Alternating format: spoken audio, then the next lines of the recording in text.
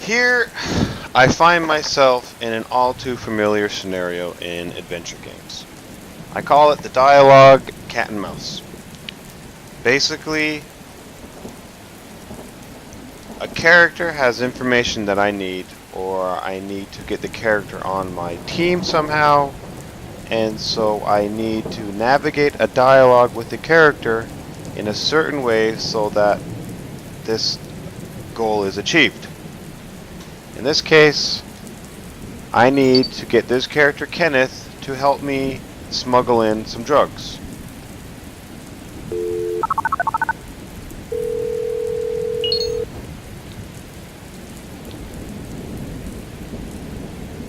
Hello? Kenneth? Who are you? Now, what it ends up being every single time is I try a dialogue and it doesn't work.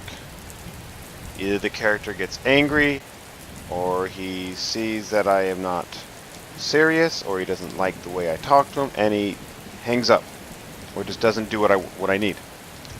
So I have to start over again from zero. Now, that's just not real. No person would allow you to approach them, talk to them, make mistakes, walk away, and then start that all over again. So as you can see here, I already tried. I have a job for you. That purple means I already did that. Now, if Kenneth was a real person, if I said the exact same thing again, he would react something like, "You already told me you have a job for me." Let's see what he says. I have a job for you. What kind of job? See? He wouldn't be like, "Oh, this is the first time you ever approached me with this. I'm going to respond like it's the first time." Because it wasn't. I already said this before. And I already told him a pilot job. So if this is real Kenneth, and for some reason the first time he was still curious enough to know what job I have for him, if I approach him with the same job of being a pilot, he's like, "You already approached me with the same job as being a pilot, and I already denied you." But we'll see what he says. A pilot. How much does it pay? Like this time, by me saying you're gonna be able to buy your own ship, it's gonna change his mind. Enough to buy your own ship. What's the catch? Last time I said no catch. This time I'm gonna say it again. No catch. I already tried this one again. See, that's the thing. There's two of them gone here. So what happened was before, first time I tried it and I chose no catch, and then he denied me. So I'm like, okay, I'll go through the same thing, but this time I'll try you're smuggling terrorist contraband. What he says after you're smuggling terrorist contraband is he says I always smuggle terrorist contraband, and then he hangs up. Imagine if this is a real person. I say for second time now, there is no catch. You're gonna be like, "You liar! I already told you there's always a No catch." catch. There's always a catch. Well, maybe this time. Goodbye. See, that happened before. Somehow, designers need to make a dialogue system where that is not allowed to happen.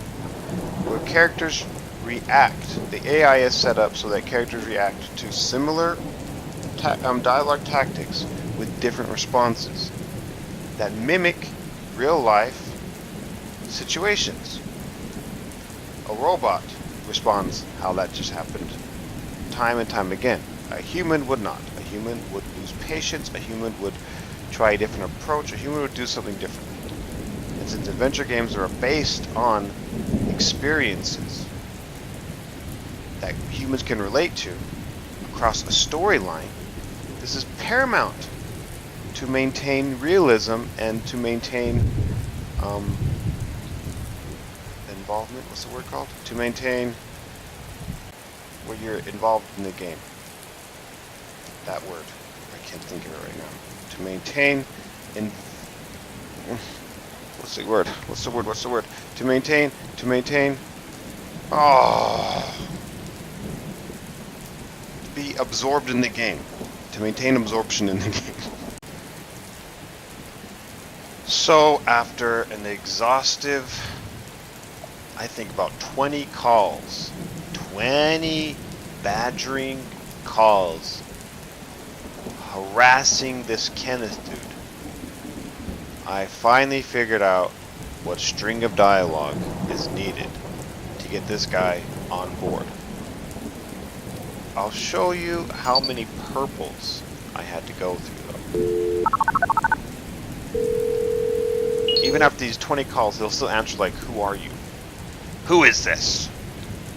Hello? Kenneth? Who's calling? See, that's what I'm talking about. I've talked to him about all this stuff. My goodness. Never mind. So, I get it. I don't get why it's difficult, but it clearly is difficult because no adventure games have been able to pull this off. But this is what I'm thinking. What if you have this concept, this string of dialogue that you need to navigate properly to get this person on board. And if you don't do it right the first time, tough luck. Or maybe you get a second time, you know? Whatever is within human limits. But let's just say, worst case scenario is the person will not talk to you anymore. Then there has to be a way to design into the game a way of circumventing the dialogue puzzle with something else, using different means to get this person on board. Contacting someone I know off planet to do a search on this guy to figure out where he is right now, to visit his house, and then to question him, like the way they do in movies, to question him further. Or there's a plethora of ideas out there. Now I can understand if you did that, it's going to make the whole process very laborious to the gamer. Some people might not. It might be counterintuitive. There's many reasons why I think they just stick to a simple rinse and repeat puzzle system. But to me, that just says we don't have time. It's impossible. We just don't have time. We gotta get this game out. So we're just going to forfeit creativity and ingenuity for a due date. And I get that. I'm positive that if I ever find myself in the same shoes, I will probably make the same mistake. But right now, as an ignoramus looking in from outside, this is what I think we should do. This is what I think would be really cool. I would have loved so much more to get denied by this guy and then think, okay, well, I still got to get this guy on board. So I'm going to figure out another way. The game kind of hints at maybe. The game could possibly hint what you're supposed to do. You know, you'll suddenly get a call from someone and he'll be like, yo, I offer you these services. And you're like, oh shoot, if I use those services, then I might be able to find this dude and interrogate him in person. Anyways, I don't know how exactly. All I know is any method that, and this is the word that I was trying to find in the last part, is that maintains player immersion, not absorption, even though I think absorption still works fine. Anything that maintains player immersion is worth the effort. Any attempt. At least give it a couple days of brainstorming with your team to figure out a way to maintain player immersion, because this does not maintain player immersion. It takes you straight out of it, and you grind out the solution by wrong. Okay, wrong. Okay, let's try again. Wrong. And just keep that process until you finally figure it out, which is what I did. So, you know, the world is round. Okay, the world is round. Remember that. It's not flat. It looks flat, but it's not. It's round. Okay. Okay, so after you finally solve this cat and mouse puzzle with this Kenneth dude, he tells you to meet him at his place, his place of dwelling. You finally navigate this thing, and you strike a deal with him that he likes, and he's like, hey, okay, person I don't really know, person I don't trust, person who's taking advantage of me. Let's meet in my private quarters, where you can clearly take advantage of me even further, possibly kill me. And if you don't even kill me, I'll have to relocate where I live so I don't die from you another time. Or it's a trap. Who knows? There's only one way to find out, and that's to go there. And I'm there right now, so I kind of want to experience this together. I want to see if it is a trap. I want to see if my predictions could be correct. So I'm really excited to see what happens here. Do I just walk in? It's in 3E. Do I just walk in and it's all good, or am I walking into a death trap? And if I'm not walking into a death trap, and this guy is just inviting me into his quarters, that guy is an idiot. The first, just breaking the law 101, conspiring 101 is meet in a public location. My goodness. Okay, so 3E. I can't read those numbers. That just look at these A B C D E. So I guess what? That's E. We'll see. That's E. We'll see. Does he knock? Locked, as suspected. You think I'm stupid? Oh shit! Hold on now. I already Wow. told you people everything. You wouldn't stop. That's awesome. Look, I can't even hold a gun straight after what you did to me. I already told you I don't have it. That is so cool. That is so cool. God, this game. Woo! I love it. By the way, there's a spoiler. Disclaimer. Spoiler alert. Just happened. Spoiler just happened. Okay? So,